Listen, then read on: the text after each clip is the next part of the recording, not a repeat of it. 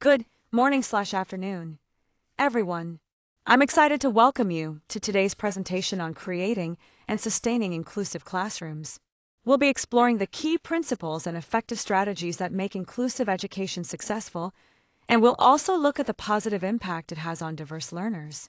This is an important topic that touches on how we can create learning environments where every student feels valued and supported.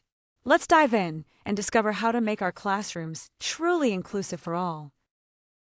An inclusive classroom is a learning space designed to welcome and support every student, no matter their abilities, backgrounds, or individual needs.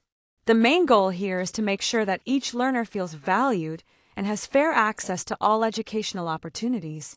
Creating this kind of environment is so important because it not only promotes diversity, but also encourages mutual respect among students. Plus, it helps prepare them to succeed in a world that's diverse and interconnected. At its core, inclusivity is about recognizing the worth of every student and ensuring everyone has equal chances to learn and grow. When we talk about inclusivity, one of the key reasons it matters is because it promotes equity. This means making sure every student has fair access to resources and the support they need to succeed, regardless of their background or abilities. Inclusivity also plays a crucial role in reducing discrimination. By fostering understanding and respect among diverse learners, it helps to break down biases and create a more welcoming environment for everyone. Another important aspect is how inclusivity enhances student engagement.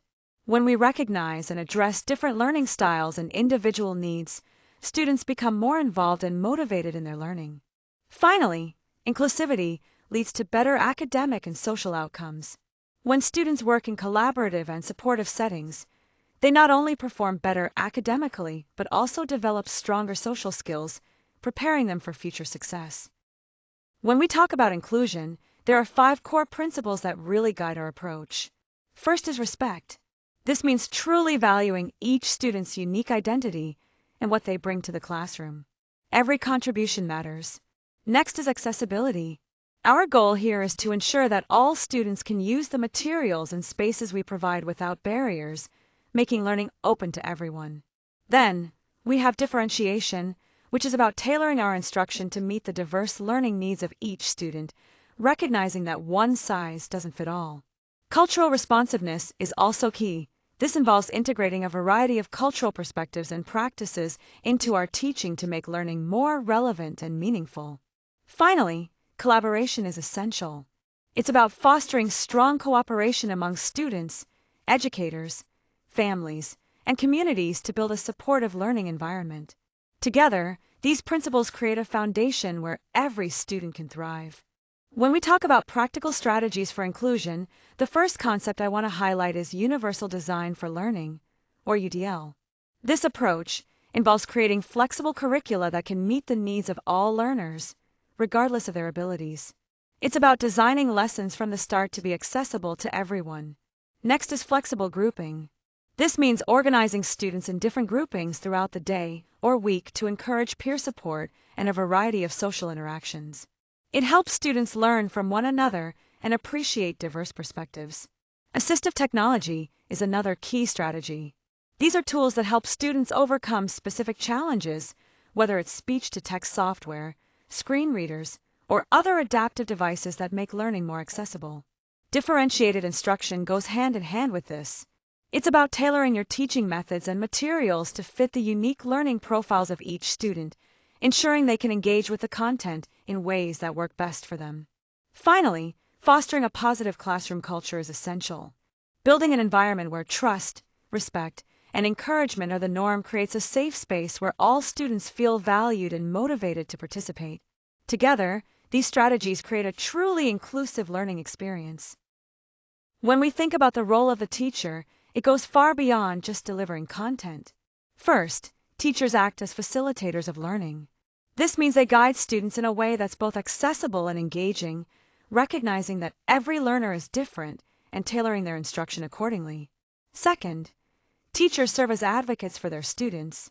They stand up for the needs and rights of every student, ensuring that everyone has the support and opportunities they deserve. Lastly, teachers are continuous learners themselves. They are committed to ongoing professional growth, constantly refining their methods to better support each student's success. This dynamic role is essential in creating an inclusive and effective learning environment. In this slide, we're looking at some real-world examples that show the impact of these approaches. First, there's a case study where a school combined universal design for learning with assistive technology. This integration helped boost participation scores for a wide range of learners, showing how technology and inclusive design can work hand in hand to support diverse needs. Then, we have an example focusing on flexible grouping paired with cultural responsiveness. By grouping students in a way that respects their cultural backgrounds and individual abilities, the school saw better social cohesion and academic progress. This highlights how thoughtful grouping strategies can create a more supportive and effective learning environment for everyone. When we talk about measuring success in inclusive classrooms, the first step is identifying clear indicators of success. These include higher levels of student engagement, better academic results, and more positive social interactions among students. These signs show that our inclusion efforts are making a real difference. Next, it's crucial to collect ongoing assessment data. This means gathering observations and feedback not just from teachers, but also from students, parents, and other staff members. It's about looking beyond test scores to understand how well the inclusion strategies are working and where we might need to improve. Finally, based on this data, we refine our inclusion strategies. Engaging in reflective practices and investing in professional development help educators continuously enhance their approach, ensuring that inclusion remains effective and responsive to student needs. This cycle of assessment and refinement is key to creating truly inclusive learning environments. Inclusive classrooms offer significant benefits, not just for students with diverse needs, but for all learners. They create a richer, more supportive educational environment where everyone can thrive. As educators, it's essential that we actively embrace inclusivity by showing respect for all students, staying adaptable in our teaching methods, and collaborating with colleagues and families. When we put inclusive practices into action, we open the door for every student to reach their full potential, making a meaningful difference in their educational journey.